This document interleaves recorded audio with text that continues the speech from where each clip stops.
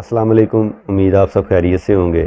پاکستان میں سیلاب کی وجہ سے کافی زیادہ تباہی ہو رہی ہے، لوگوں کو کافی زیادہ جانی اور مالی نقصان ہو گیا۔ اس کے بعد جو کچھ سلسلہ چل رہا ہے ابھی تک وہ سب آپ کے سامنے ہے۔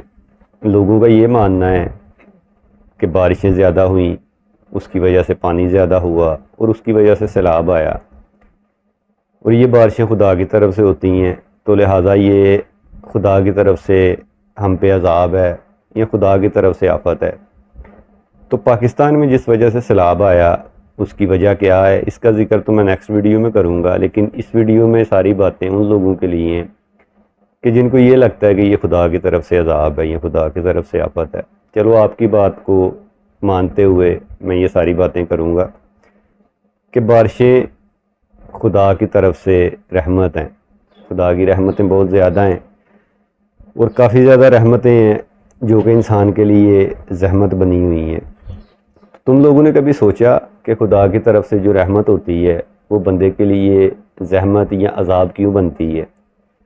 یہی سوال مولا سے کسی نے پوچھا کہ مولا کیسے پتہ چلے گا کہ خدا کی طرف سے جو ہم پہ تکلیف ہے یا ہم پہ مصیبت آئی ہے وہ آزمائش ہے یا عذاب ہے، اس کا پتہ ہم لوگ کیسے کریں؟ تو مولا نے جواب دیا کہ جس تکلیف اور جس مصیبت میں تم خدا کے قریب ہو جاؤ وہ تمہارے لیے آزمائش ہے، اور جس مصیبت میں تکلیف میں تم خدا سے دور ہو جاؤ وہ تمہارے لیے عذاب ہے۔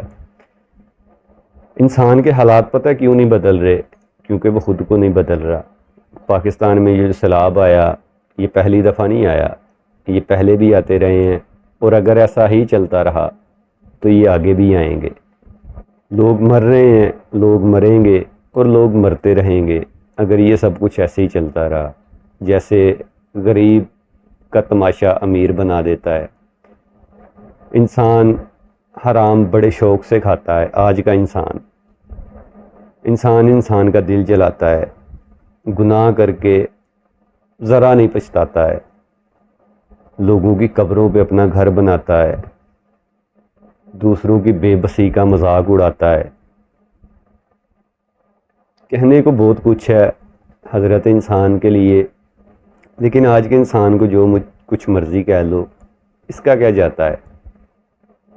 تو لہٰذا اگر تم لوگ چاہتے ہو کہ یہ سب کچھ بدلے تو تم لوگوں کو خود کو بدلنا پڑے گا۔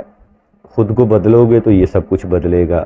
اگر چاہتے ہو کہ سب اچھا ہو جائے تو سب سے پہلے خود اچھے بنو۔ پچھلی جتنی بھی قومیں تباہ ہوئیں ان میں سے کسی قوم کی تباہی کی وجہ نماز، روزہ، زکوٰۃ، حج، ان سب چیزوں سے دوری کی وجہ سے وہ تباہ نہیں ہوئی، بلکہ ان لوگوں کی تباہی کی وجہ کم تولنا، رشوت لینا، کسی کا حق کھانا، ظلم کرنا، ناانصافی کرنا، کسی کو نا حق قتل کر دینا، ان سب چیزوں کی وجہ سے یہ قومیں تباہ ہوئی تھی، جو پچھلی قومیں تباہ ہوئی تھی۔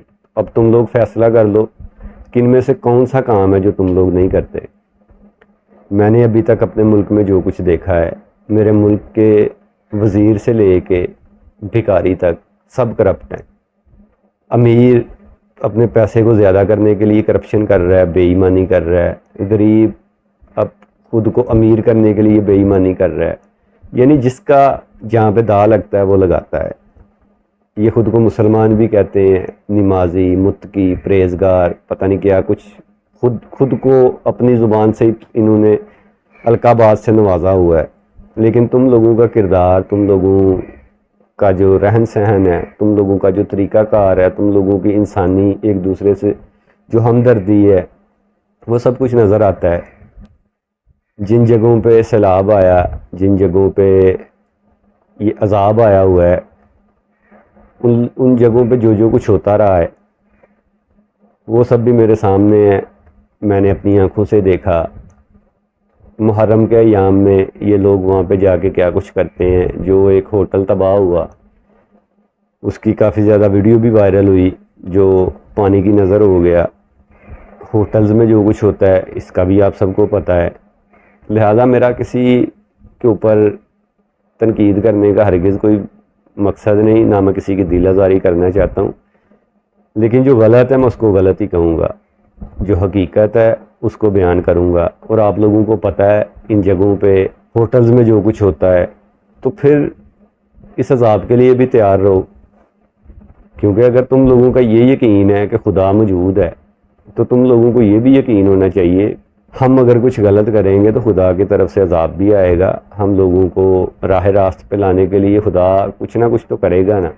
اگر تم لوگ پھر بھی نہ آؤ تو وہ تو خیر تمہاری مرضی ہے، خدا نے تو تمہیں بااختیار رکھا ہوا ہے، تمہیں آزاد رکھا ہوا ہے، خدا نے تم کو دو راستے دیے ہوئے ہیں، ایک بدی کا ایک نیکی کا، چلنا تم نے خود ہے۔ یہ خدا کی طرف سے عذاب ہے، اگر ہے تو پھر خود کو بدلو، خود کو بدلو گے تو سب بدلے گا۔ ملتے ہیں نیکسٹ ویڈیو میں، اللہ نگہبان۔